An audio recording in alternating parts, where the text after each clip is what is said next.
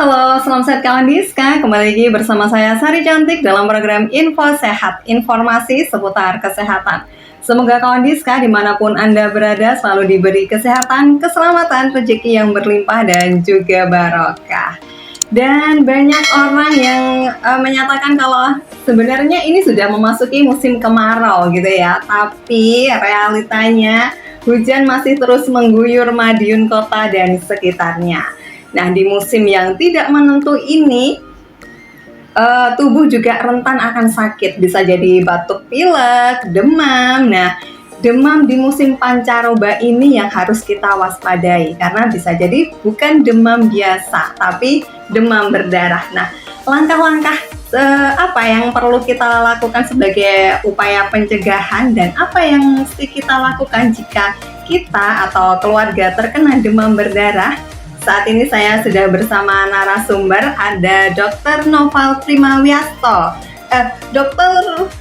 Noval Primawianto, maaf ya dok ya, dari Rumah Sakit Umum Daerah Dr. Sudono Madiun, yang akan berbagi info sehat kita bersama kawan Diska hari ini tentang demam tak biasa, bisa jadi demam berdarah. Kita sapa dulu, ada Dr. Noval. Apa kabarnya dok? Baik, alhamdulillah.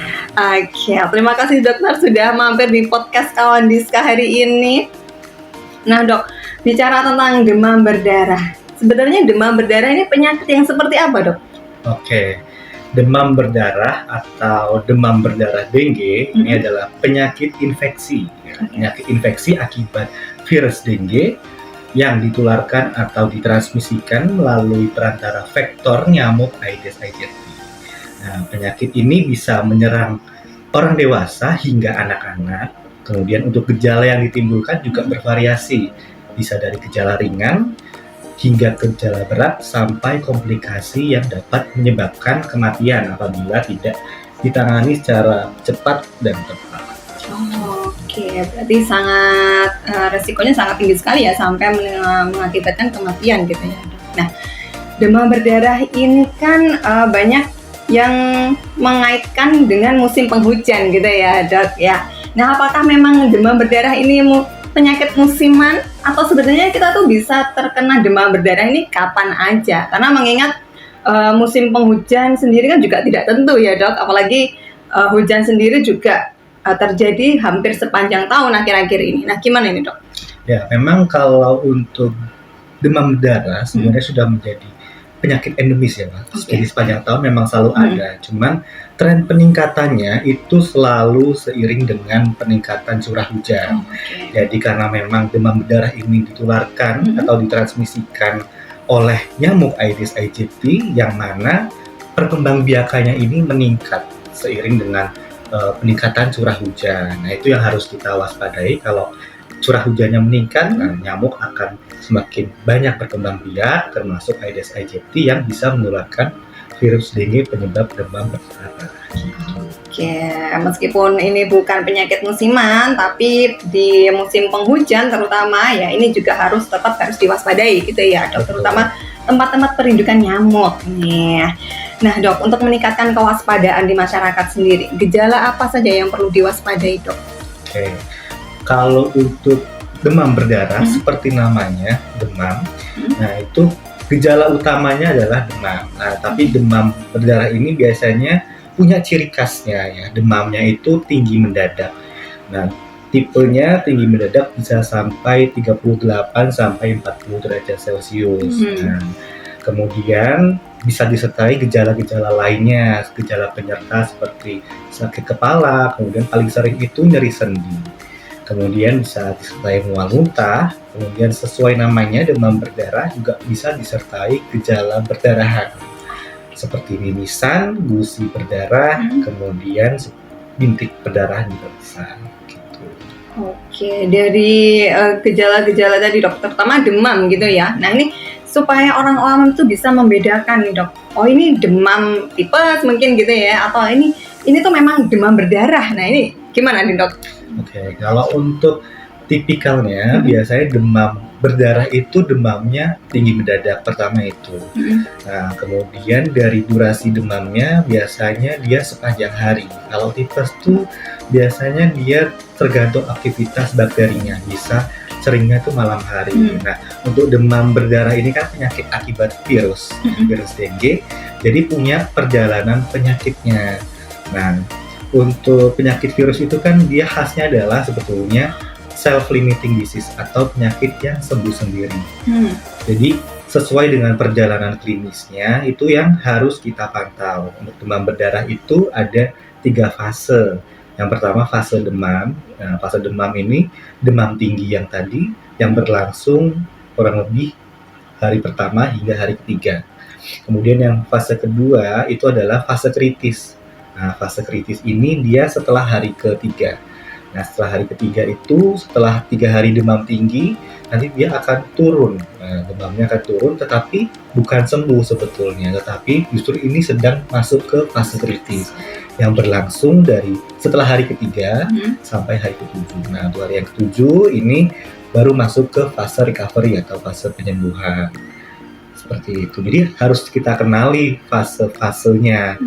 Nah, kalau misalkan sudah kita kenali, nah kita harus awasi juga nih apa aja gejala-gejala yang berbahaya. Nah, ya gejala tanda bahaya yang bisa kita perhatikan terutama pada anak-anak, karena kan anak-anak tuh seringkali dia tidak menyampaikan sulit untuk menyampaikan keluhannya. Jadi kita sebagai caregiver yang harus lebih aware gitu. Oke, jadi ada 3 fase gitu ya. Jadi kalau terkena DB, kemudian dia hari ketiga atau hari keempat tiba-tiba panasnya sembuh, nah itu bukan sembuh gitu ya dok ya? Betul. Justru itu malah fase kritis gitu ya dok? Betul. Oke, yang perlu diwaspadai ya. Oke, nah selanjutnya nih dok. Penyebab utama demam berdarah ini kan dari nyamuk Aedes aegypti-nya nih dok. Nah ini prosesnya sampai dia menimbulkan kesakitan ini seperti apa dok? Ada juga yang mungkin sama-sama digigit nyamuk Aedes, ada yang sakit, ada yang enggak gitu ya dok ya? Iya betul. Ya jadi untuk nyamuk Aedes aegypti itu kan memang kita sebutnya vektor ya atau perantara. Jadi nyamuk Aedes aegypti ini sebelumnya kan memang sudah ada orang yang terkena demam ya. Demam berdarah itu. Nah, ketika nyamuk Aedes ini menggigit orang yang sakit, itu dia juga akan mengambil sebagian virusnya. Nah, virus tadi dia akan masuk ke dalam tubuh nyamuk dan dia akan berkembang biak di nyamuk itu, di dalam tubuh nyamuk. Kemudian dia akan berdiam diri di kelenjar air liurnya. Jadi ketika nyamuk Aedes ini menggigit orang lain yang sehat, dia akan menularkan demam berdarah karena dia membawa virus dengue di dalam tubuhnya. Jadi setelah itu virusnya masuk ke dalam orang yang sehat tadi, masuk ke pembuluh darah, kemudian nanti ada yang namanya masa inkubasi sebelum timbulnya gejala. Biasanya berkisar 3-4 hari sebelum munculnya gejala seperti demam tadi. Gitu. Oke, jadi kalau nyamuk Aedes tapi dia tidak membawa virus, nah ini tidak menularkan gitu ya dok. Tapi kalau nyamuk Aedes ini yang membawa virus, nah ini bisa menularkan gitu ya. Nah dok, kapan waktu yang tepat untuk kita melakukan pemeriksaan diri ke fasilitas kesehatan? Apakah menunggu demam 3 hari dulu? Ataukah memang 1 hari demam tiba-tiba demam tinggi mendadak harus segera ke fasilitas kesehatan? Seperti apa dok?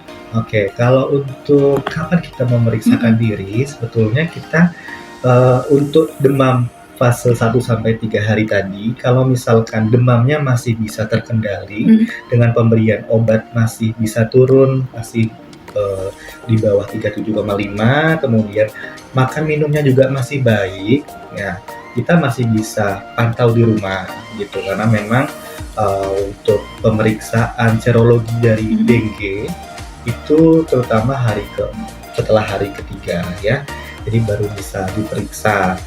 Untuk tadi masuk fase kritis setelah hari ketiga itu kan juga demamnya turun. Nah biasanya dia juga ada gejala perdarahan.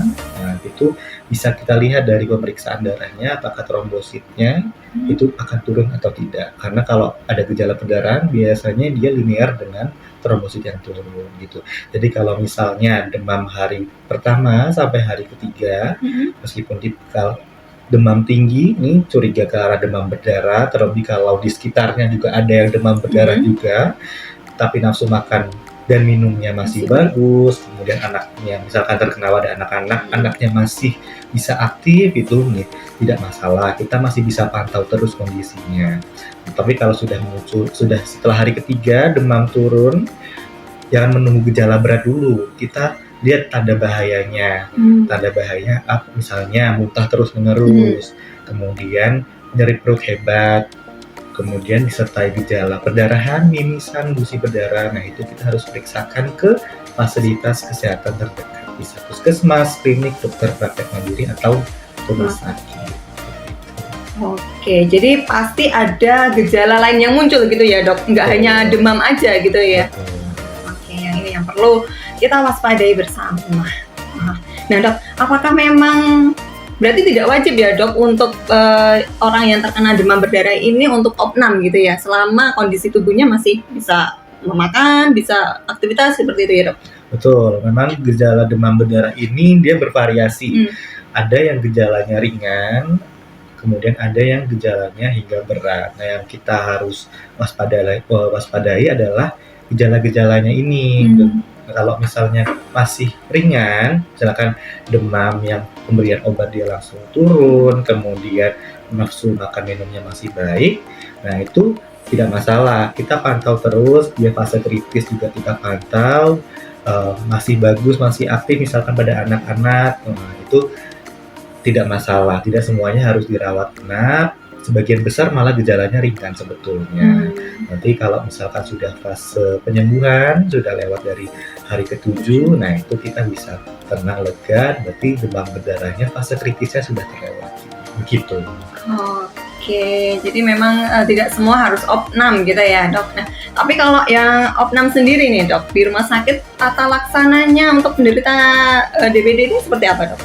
Oke, kalau di rumah sakit itu biasanya kita memonitor ya lebih utamanya, terutama pada fase kritis setelah hari ketiga hingga hari ke-7, karena kan itu rawan kondisi kritis tadi yang ditandai biasanya dengan istilah medisnya itu plasma leakage atau kebocoran plasma. Jadi cairan dalam pembuluh darah kita itu rembes, bocor. Nah, akibatnya akan bisa terjadi shock. Nah, untuk terapi dari demam berdarah ke penyakit akibat virus tadi yang saya sampaikan, itu penyakit yang self-limiting disease atau sembuh sendiri. Nah, sebetulnya tubuh kita, sistem imun kita itu sudah punya mekanismenya sendiri untuk melawan virus, dan tidak ada obat sampai sekarang yang menargetkan atau membunuh virus dengue. Jadi memang obatnya itu adalah cairan, karena demam itu pasti terjadi cairannya itu pasti berkurang ya. Jadi obatnya adalah cairan dan memonitor kondisi pasien. Jadi terapinya di rumah sakit pun suportif dan monitoring yang ketat. Seperti itu. Jadi kalau ada vaksin dengue itu hoax ya dok ya? Kalau vaksin memang sebetulnya sudah ada. Sudah ada. Kalau tipe-tipe virus dengue itu kan sebenarnya jenisnya banyak ya. Ada dari 1 sampai 4 ya. Memang sudah ada, cuman memang untuk vaksinnya sendiri masih dalam proses pengembangan gitu. Oke, jadi masih belum beredar gitu ya dok? Iya, belum beredar banyak. Nah dok, tadi disampaikan juga identik DBD kan dengan trombosit gitu ya. Nah, berapa sih kadar trombosit orang dewasa dan juga anak-anak yang normal seperti apa, dan berapa penting bagi penderita DBD ini untuk dipantau terus trombositnya? Oke, kalau untuk kadar trombosit baik dewasa maupun anak-anak itu rentangnya dari 150.000 sampai 450.000 normalnya. Ya, kemudian untuk kapan dipantau itu kita lihat perjalanan penyakitnya juga. Seperti yang saya bilang tadi, kita pantau demam berdarah itu terutama pada fase kritis setelah hari ke-3 sampai hari ke-7. Dimana kalau untuk gejala ditandai dengan penurunan demam, kemudian bisa disertai perdarahan. Nah, kalau dia terjadi perdarahan seperti mimisan, gusi berdarah, itu trombosit itu dia akan turun. Pasti turun karena ketika terjadi perdarahan itu trombosit akan istilahnya menutupi lubang-lubang perdarahan itu. Jadi di darah kita akan mendeteksi penurunan trombosit. Seperti itu. Oke, jadi memang sangat perlu juga ya, apalagi di fase-fase kritis gitu ya dok, untuk memantau trombosit di dalam tubuh kita, apalagi yang terkena DBD gitu ya. Nah, ngomongin soal trombosit nih dok, mitos atau fakta sih dok, jus jambu itu bisa meningkatkan kadar trombosit dalam tubuh?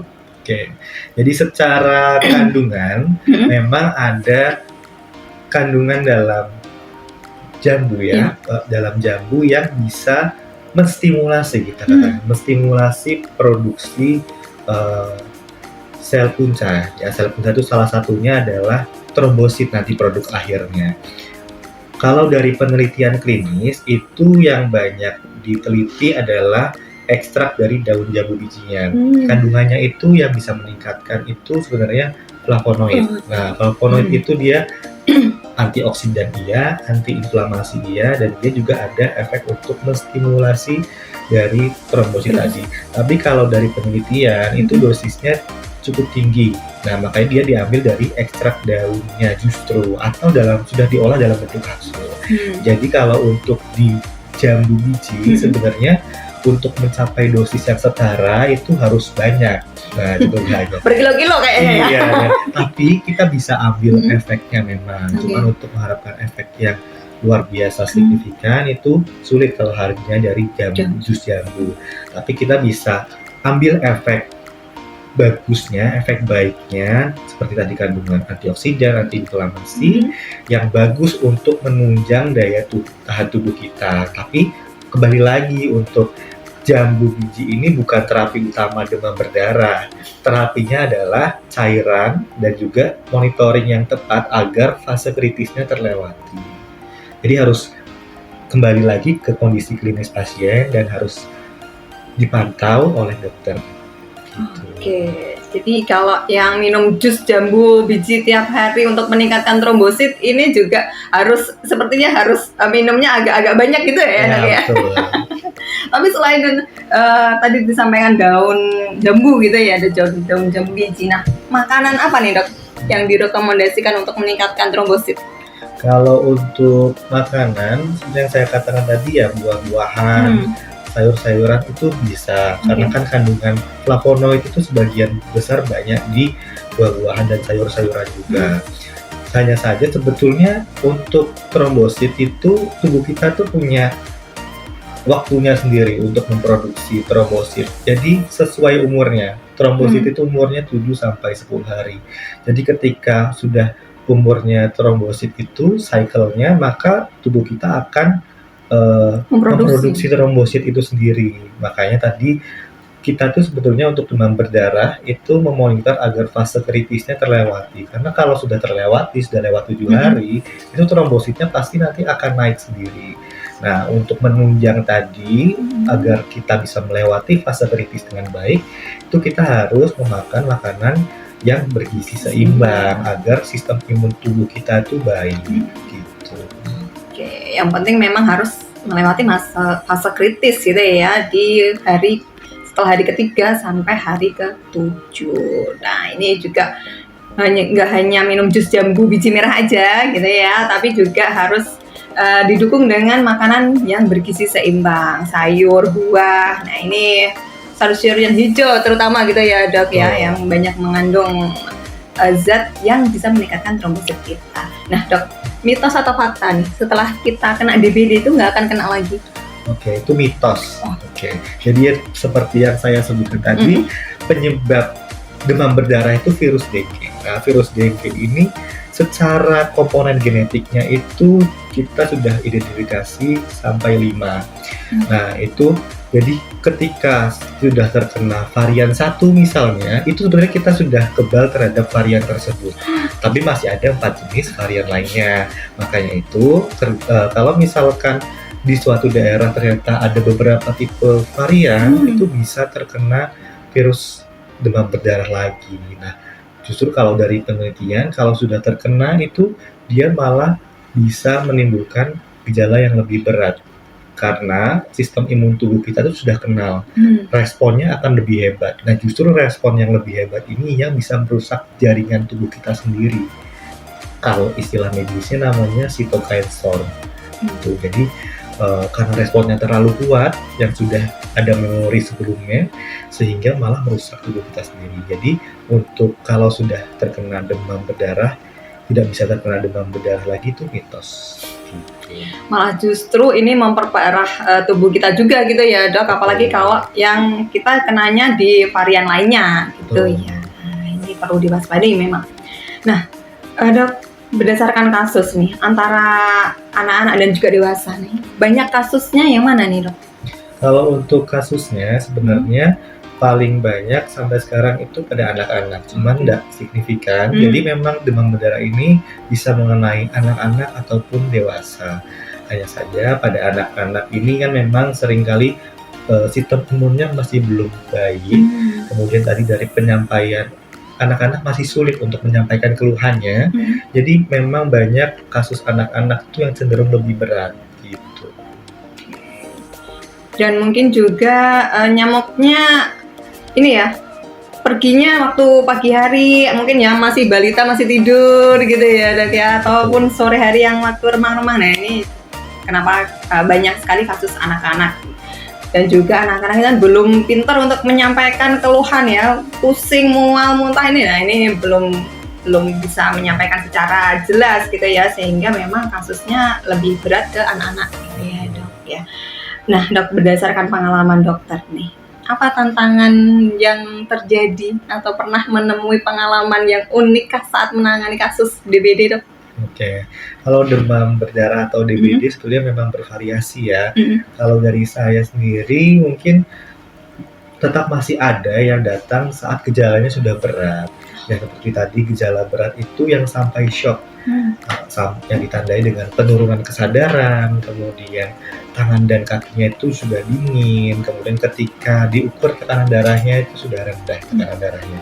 Nah itu yang jangan sampai datangnya saat gejala berat. Kita bisa mengenali demam berdarah sesuai fasenya, dan juga ada yang namanya gejala atau tanda bahaya yang tadi saya sampaikan, misalnya muntah terus-menerus, kemudian nyeri perut hebat, dan juga kalau ada gejala perdarahan seperti ini misalnya gusi berdarah, itu sudah bisa kita ke fasilitas kesehatan terdekat. Jadi tidak perlu menunggu sampai gejala berat. Jadi tantangannya itu kalau sudah berat itu cenderung sulit untuk ditangani karena kan sudah fase kritis, cairannya sudah banyak yang keluar, kemudian trombositnya juga sudah turun banyak, itu yang tidak kita inginkan seperti itu.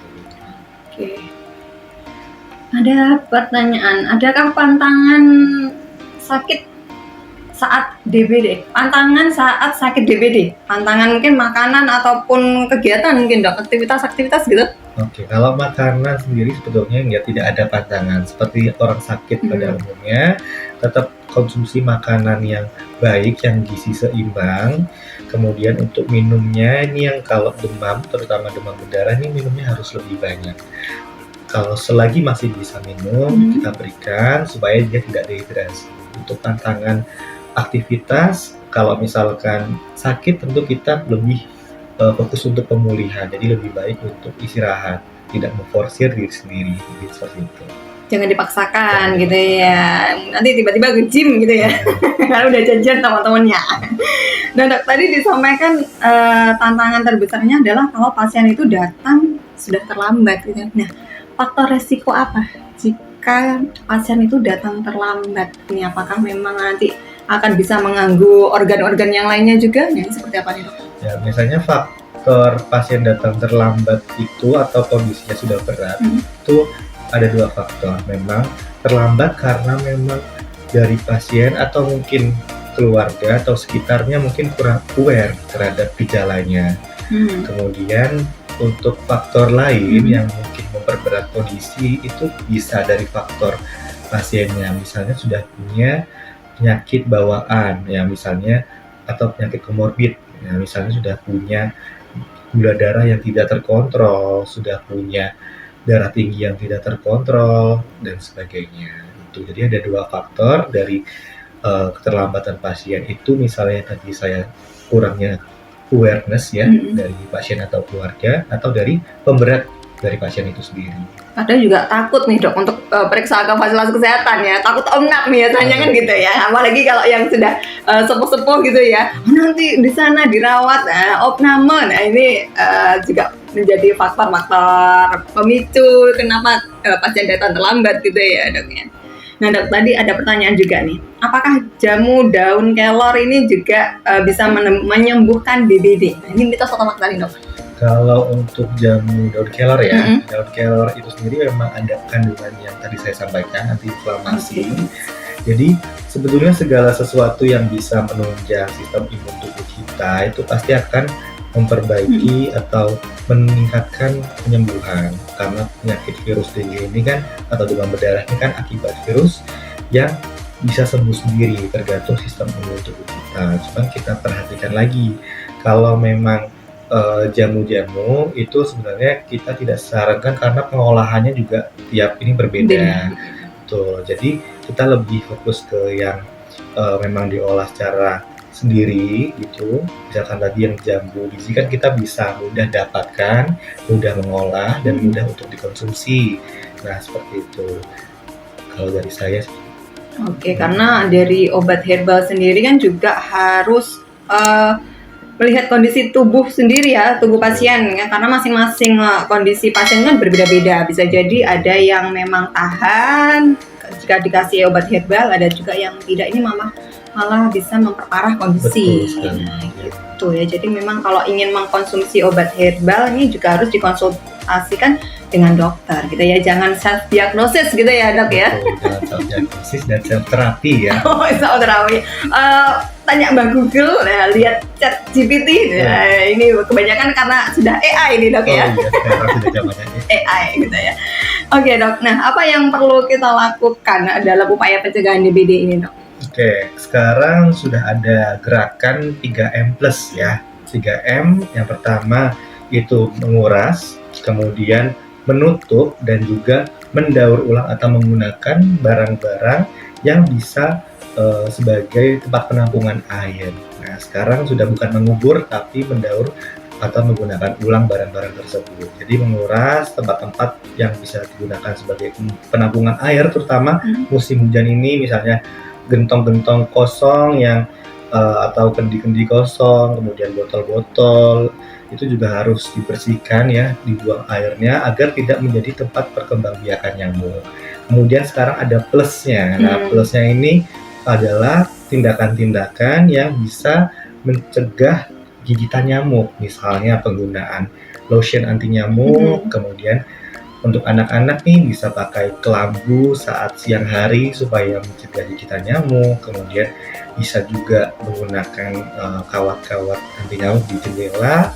Kemudian dari tempat-tempat yang kosong tadi itu juga bisa dimanfaatkan untuk menanam tanaman yang memiliki bau yang dapat menghalau nyamuk. Tadi misalnya tanaman lavender, serai dan sebagainya. Oke, nah dok, apa nih pendapat dokter tentang fogging nih? Banyak sekali nih permintaan dari masyarakat kalau ada yang kena DBD, wilayahnya harus segera di fogging, nah supaya ada kepanikan sendiri nih kayaknya dok ya. Memang kalau fogging itu sebenarnya kita harus ada indikasinya ya, misalnya ada peningkatan kasus di suatu wilayah tertentu, itu nanti dari puskesmas ataupun dinas itu mungkin nanti ada untuk melakukan fogging. Tapi tidak semua kasus baru di suatu wilayah itu harus kita fogging, harus tepat indikasi, karena dari fogging tadi itu juga bisa menyebabkan nyamuk-nyamuknya ini semakin kebal seperti itu. Jadi harus tepat indikasinya. Dan untuk masyarakat juga tidak perlu khawatir, dengan 3M+ tadi sebetulnya sudah bisa menurunkan angka kesakitan demam berdarah yang signifikan. Kalau memang tidak tertanggulangi dengan angka kejadian di suatu wilayah yang banyak, nah itu sudah mungkin ada indikasinya untuk dilakukan fogging. Oke, jadi memang fogging sendiri bukan satu-satunya solusi gitu ya dok. Yang tepat memang harus melakukan 3M+ ya secara rutin di rumah masing-masing gitu. Nah tadi tentang anti lotion nyamuk dok, lotion anti nyamuk sampai kebalik-balik ini. Nah Amankah untuk sering-sering dipakaikan pada anak, Dok? Oke, kalau untuk lotion anti nyamuk sebenarnya nggak masalah untuk dipakaikan pada anak-anak ya. Oke. Kalau untuk penggunaannya, karena nyamuk Aedes aegypti ini lebih aktif atau aktifnya itu pada siang hari, jadi kita bisa, kalau misalkan terutama nih di wilayah sekitar kita sudah ada kasus demam berdarah yang positif, nah kita sudah bisa gunakan lotion anti nyamuk untuk menghindari gigitan nyamuk tadi. Oke, jadi memang aman ya selama tidak tertelan gitu ya, Dok ya. Betul, harus diawasi juga pemberiannya ya. Oke. Nah, Dok, kalau ada keluarga nih yang sakit DBD, apa yang mesti kita lakukan? Oke, yang pertama jangan panik, kita kenali dulu gejalanya, kita lihat dulu kondisinya. Kalau misalkan masih baik, kita bisa rawat di rumah sambil menunggu fase kritisnya selesai. Kalau misalnya muncul gejala tanda bahaya yang saya sampaikan tadi, terutama sedang dalam fase kritis, segera periksakan ke fasilitas kesehatan terdekat. Jangan menunggu sampai gejalanya berat. Kemudian hindari mengkonsumsi obat-obatan atau jamu-jamuan tanpa konsultasi dokter, karena sekarang beberapa obat yang dijual bebas itu sudah tidak direkomendasikan untuk dikonsumsi saat demam atau nyeri sendi tadi. Misalnya di obat warung tuh ada yang kandungannya aspilet. Nah, itu sudah tidak direkomendasikan saat demam berdarah karena bisa meningkatkan resiko perdarahan. Jadi harus menghindari konsumsi obat-obatan atau jamu-jamuan tanpa konsultasi ke dokter. Seperti itu. Kemudian jangan panik dan tetap harus waspada. Oke, jadi memang kalau memang tidak optimal gitu ya, Dok, perawatan di rumah, nah ini tetap harus dikonsultasikan ke petugas kesehatan ya, meskipun dari obatnya gitu ya, jangan sampai nanti ditambah-tambah dengan obat herbal-herbal lainnya. Nah, ini bisa memperparah kondisi pasien sendiri gitu. Nah, Dok, kalau menurut dokter nih, kenapa sih banyak masyarakat yang cuek soal pencegahan nih, Dok? Apakah karena memang di lingkungannya nggak ada yang terkena akhirnya cuek nih, Dok? Biasanya karena untuk tingkat kewaspadaan ya dari masyarakat kita itu sebenarnya mereka sudah tahu, mungkin hanya kurang aware-nya aja, kurang care terhadap kondisi lingkungan sekitarnya. Jadi biasanya memang mungkin menunggu ada kasus yang sampai berat dulu nih. Nah, kita nggak boleh seperti itu, harus mulai membiasakan dari gaya hidup dan juga kebersihan lingkungan, supaya lingkungan yang bersih itu pasti juga akan mengurangi perkembangbiakan nyamuk. Jadi jaga diri, kemudian jaga kebersihan lingkungan agar terbebas dari nyamuk, terutama nyamuk Aedes aegypti. Oke, tetap lakukan 3M+-nya tadi gitu. Betul, ya, Dok ya, meskipun di lingkungan sekitar kita juga nggak ada kasus gitu ya. Jangan sampai harus ada contoh dulu gitu ya. Ini tetangganya yang dikorbankan ya. Iya. Nah, Dok, terakhir pesan untuk masyarakat terkait demam berdarah ini, Dok. Oke, kenali gejala demam berdarah, jangan panik, segera periksakan ke fasilitas kesehatan terdekat apabila menemui gejala tanda bahaya dari demam berdarah. Kemudian jaga diri, jaga kebersihan lingkungan, lakukan 3M+ agar terhindar dari demam berdarah. Oke, gitu ya, Pak. Kuncinya adalah di 3M+ ya. Jadi memang harus kita upayakan lagi ini untuk satu rumah satu jumantik. Nah, 3M+-nya harus rutin dilakukan ya. Jangan hanya 1 bulan sekali, tapi juga harus seminggu sekali untuk melakukan 3M+ ini. Apalagi yang banyak lingkungan tempat-tempat penampungan air. Nah, ini juga tidak hanya dikuras aja, tapi juga perlu disikat gitu ya. Karena tempat perindukan nyamuk, telur-telur nyamuk ini bisa menempel di dinding-dinding tempat penampungan air gitu ya, Dok. Ya, oke. Benar, masih ada pertanyaan? Kita tunggu.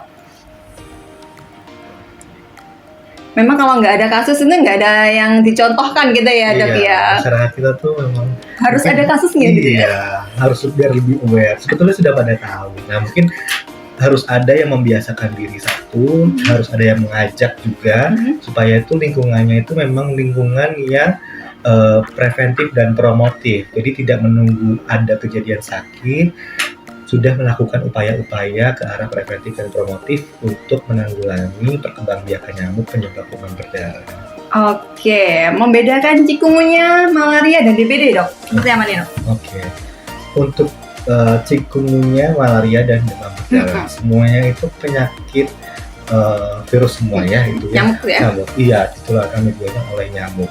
Kalau untuk malaria itu memang penyebabnya berbeda akibat parasit. Nah, malaria itu nyamuknya berbeda dengan demam berdarah ya. Demikian juga cikungunya.